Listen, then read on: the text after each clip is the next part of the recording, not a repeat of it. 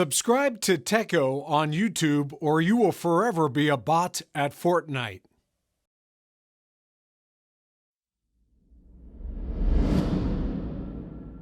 Hey guys, welcome back to another video. So, after all this time, trio tournaments are finally back in Fortnite. And since I made a similar video last season about how to improve in duos, I figured I would make another one for this season with trios. From how you can find the best trio, how you can build chemistry and practice together, understanding the meta and tournament formats, and more. Overall, my goal with this video is to give you a complete guide to everything you'll need to know before playing trio tournaments. But with that said, be sure to drop a like on this video if you enjoy it, subscribe if you're new and want to see more videos just like this, and let's get straight into it.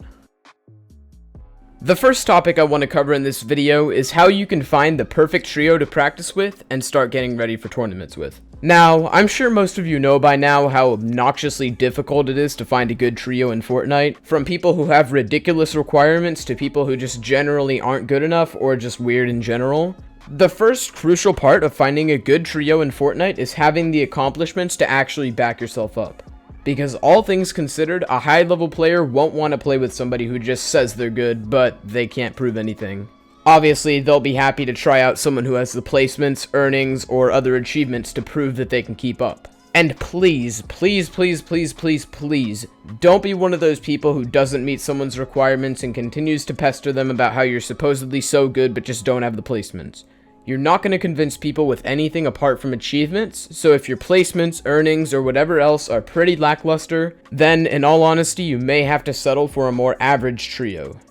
Second, when it comes to finding a trio, it's obviously important to have your own requirements and things you look for in a trio. Things like having top 100 placements, or being in Champs Arena, being online from 5 to 8 PM Eastern, are a few decent example requirements. One huge tip I have is to not require anything better than what you have.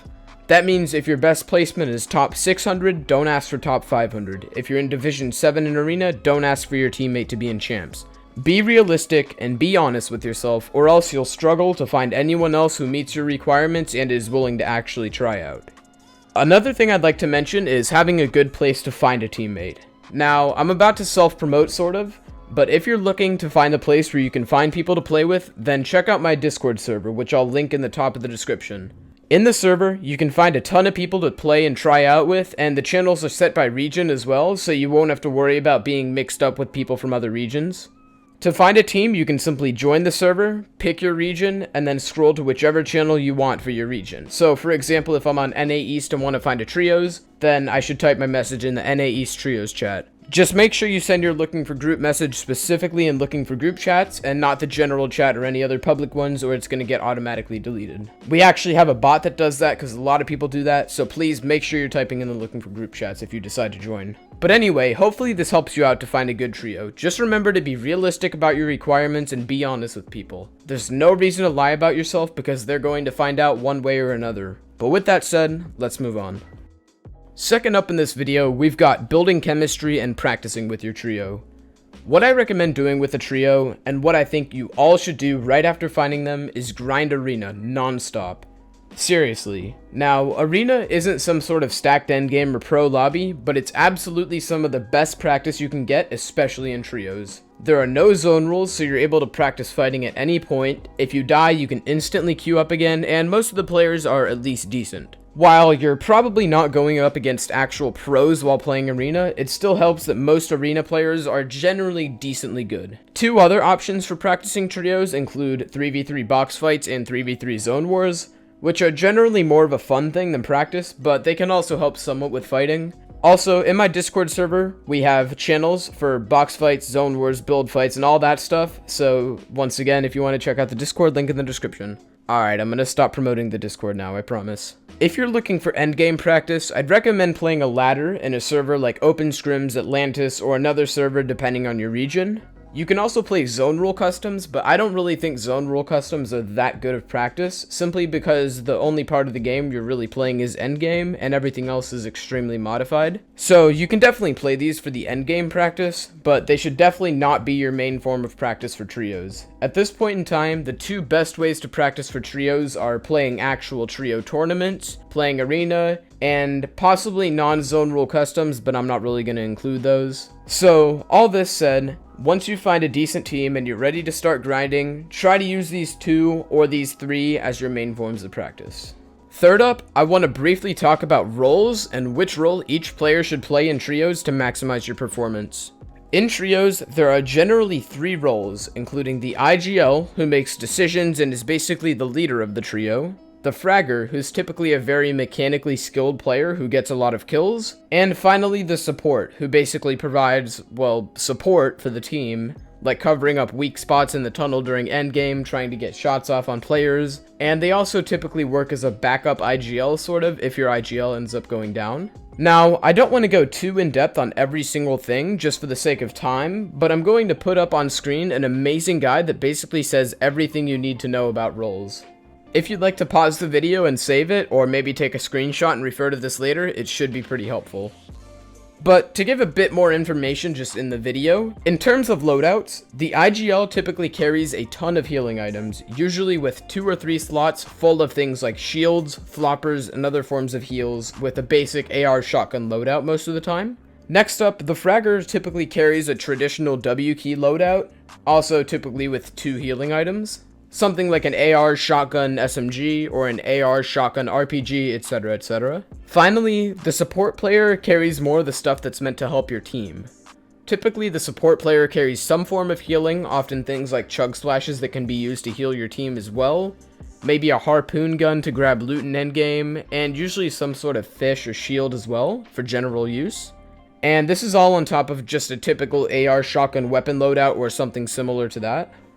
But with that said, hopefully this helps you get a bit of a better understanding of roles and trios. Honestly, roles are really important, and I strongly recommend finding people to have in your trio that fit a certain role very well, so having one very mechanical player, one very smart player, and one in between.